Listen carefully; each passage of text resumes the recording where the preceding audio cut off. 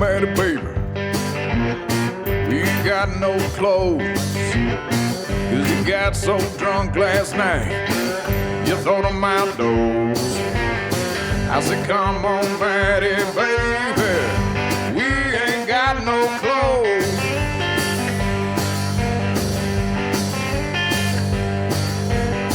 Cause you got so drunk, girl.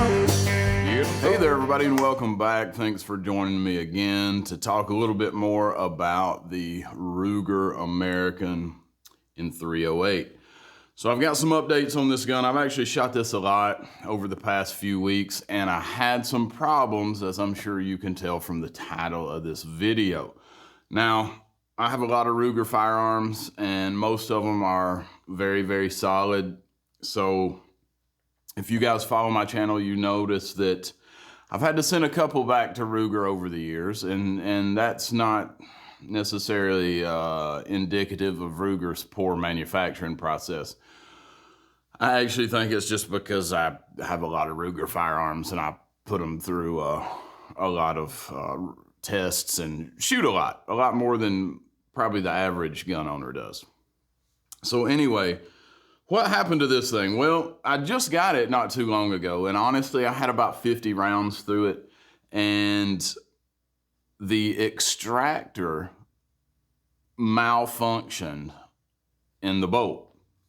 If you know anything about bolt action rifles, you know that that extractor and the ejector are located at the end of the bolt. And after I was shooting it, I'd run a few different ammos through it, and I was running some 308, some Aguila stuff, this right here, which is actually a great ammo. I really like this Aguila Target 308 stuff. But I switched over to some cheaper ammos, and I had some problems. I had some rounds not able to eject, and the bolt couldn't pull them out, and I think it had something to do with bad ammo, in addition to a weakness that is known about this rifle, which I'm not the first person that's had issues with the ejector malfunctioning and tearing up on these Ruger Americans. So,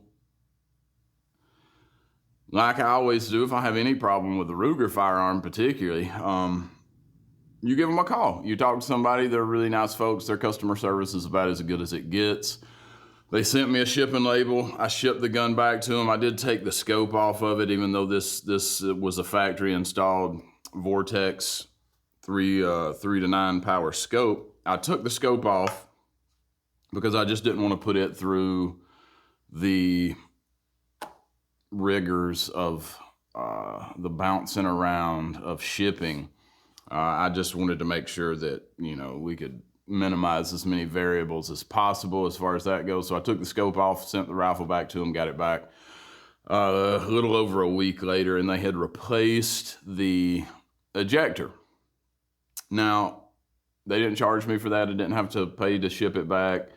But that ejector, before I sent it back, you could tell it was not functioning. It was like I don't know what happened, and I didn't pull it apart. I probably could have it, but it seemed like either something literally broke on the mechanism, or the spring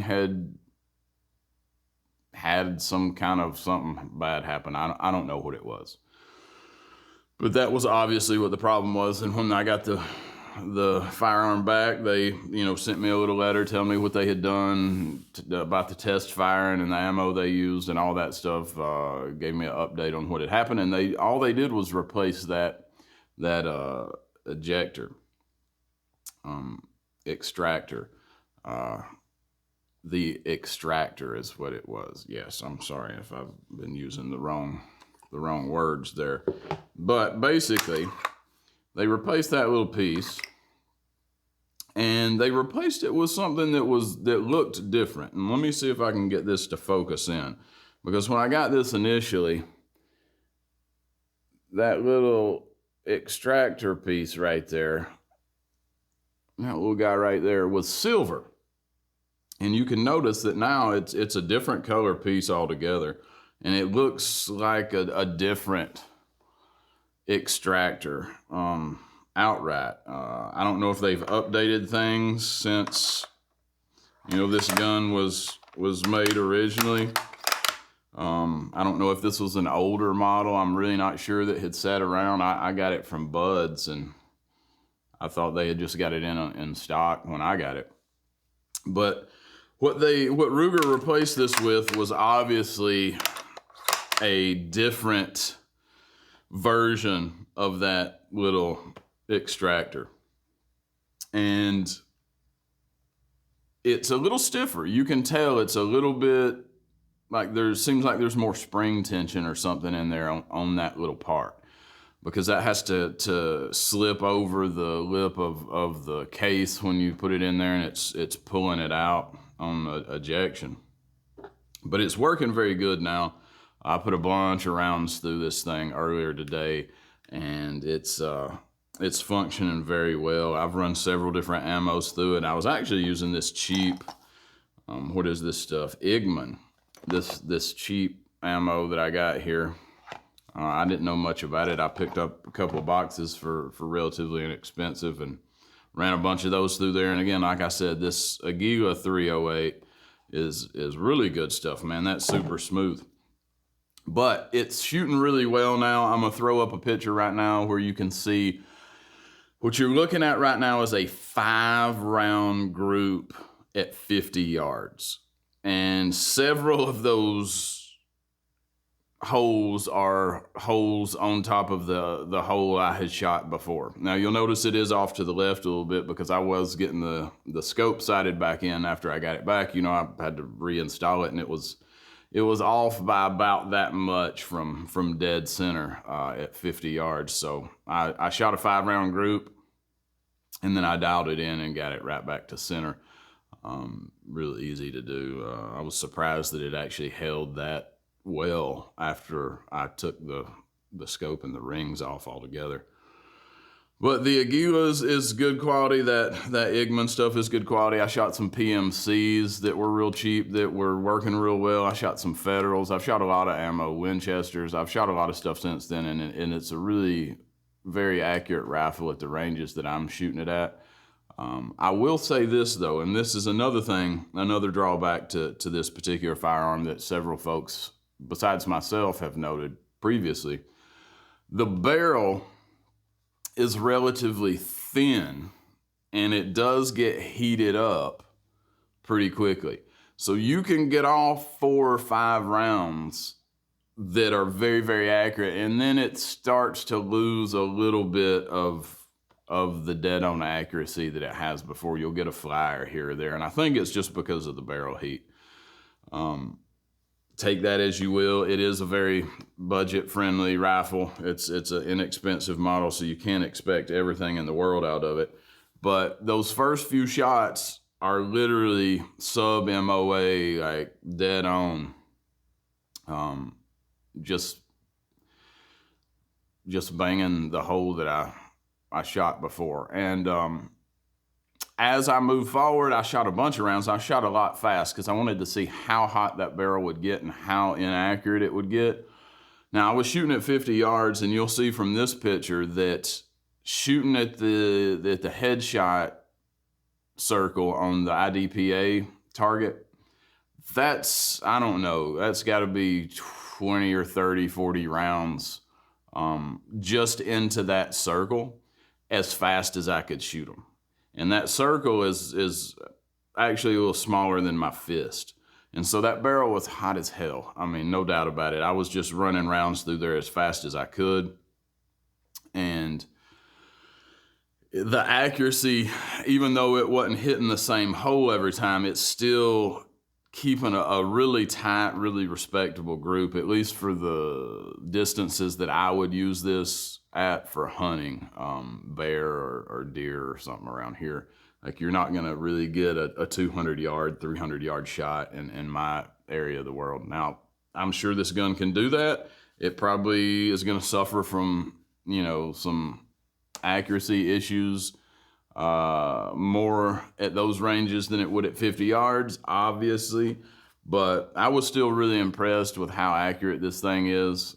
Really impressed with Ruger's customer service. Now, like I was saying a minute ago, and you can see from this footage I'm about to throw up, it seems like that Extractor is a little bit stiffer, and so the bolt, even though it feels great, you know, working it right here without rounds going in and out, it was a little bit stiffer when I was pulling spent cartridges out, as you can see from this footage, when I was shooting today. I think it'll probably break in, and if it doesn't, it's not the biggest deal in the world. Like, I don't know why you would want to really be rapid firing a 308 bolt action. I mean, it's fun, but it's not necessarily practical.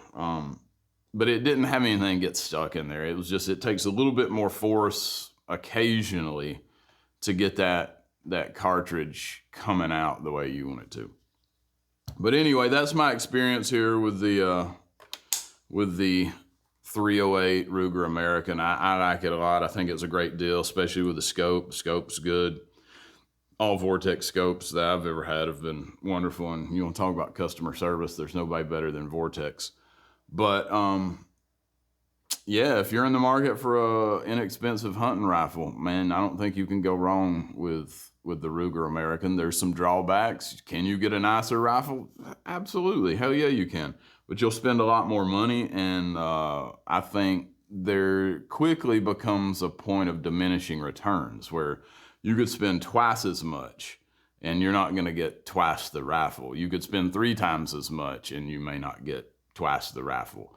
And it may even be, you know, more extreme than that.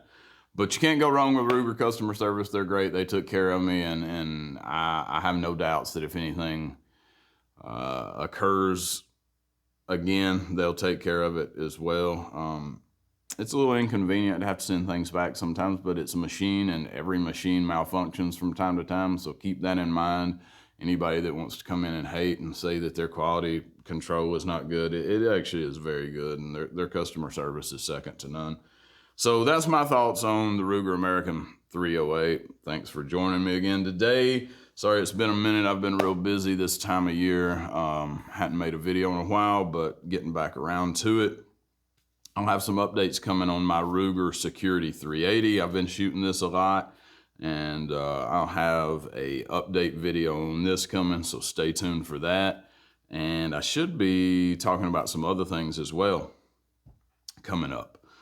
Last thing I want to say, if you made it this far, thanks for joining me, but we've had a lot of weird stuff going on particularly in the YouTube specific gun industry here lately. There's a lot of new rules, a lot of weird stuff going on. YouTube is, you know, they're kind of getting, I guess, like Twitter was, where they're wanting to censor people's ability to speak freely about a lot of things, to show a lot of things, even though this seemingly should qualify as kind of a public forum for folks to come and have discourse and conversations about a lot of things. Like, this is where that happens these days. This is where a lot of people watch shows, watch new shows, listen to new music, get news, get updates on, you know, thousands of products. Like, it really is a hub for most people in the modern world at this point, and YouTube has really heavily censored what we're saying and able to show with gun videos. So I've had to take a few of my videos down just because I was you know, loading some 30 round or 30 plus round magazines, or showing how to install something on a gun. Like, apparently these things are all banned now by YouTube, which seems outrageous. So I had some videos I had actually already made showing some installs of different things, my AK and some other things like that. So I had to just scrap those videos altogether. I'm gonna remake a few videos about some guns that I just had to take down because, again, I was loading a 30 round magazine or something, you know, ridiculous. And then there's the whole pistol brace thing that's up in the air, which is outrageous. So any of you Second Amendment advocates out there, anybody that's really concerned with freedoms in America and the way things are supposed to be, understand that there's a lot of false narratives being pushed. There's a lot of agendas being served politically that don't necessarily serve the people of this country as much as maybe some small groups that are probably misled to begin with, that don't have the right information or have an agenda that they don't want us to have the freedoms and the abilities and the protections that we have. I don't know how things got this way. It seems very weird. Like it's escalating at a almost exponential pace at this point. But anyway, I'll have some remake videos coming up of some things I did before. And if you guys follow me, if you're a subscriber or you follow the channel, then you see a new video that looks like something I posted a year ago or 6 months ago, to understand it's probably just me remaking it so the YouTube won't ban me and delete my channel. So again, thanks for joining me. Like I said, we'll have some Ruger Security 380 stuff coming up. And again, even though I had some issues with the American, still really, really happy with this firearm and think it's a great purchase. So thank you guys, and we'll see you out at the range.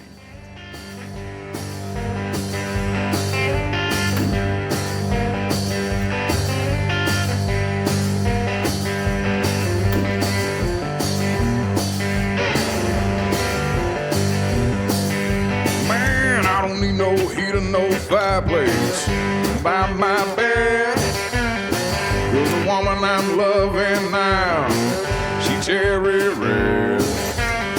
I don't need no heater, man, no fireplace by my bed, boy.